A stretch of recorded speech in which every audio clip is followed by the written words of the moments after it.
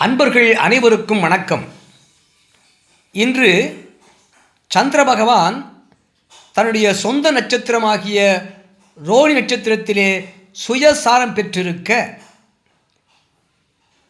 ரிஷப ராசியிலே உச்சபலம் பெற்றிருக்க, இன்று பிறந்திருக்கின்ற இந்த 2026 ஆங்கில புத்தாண்டு நாளிலே அனைவருக்கும் என் புத்தாண்டு வாழ்த்துக்கள், ஆங்கில புத்தாண்டு வாழ்த்துக்கள்.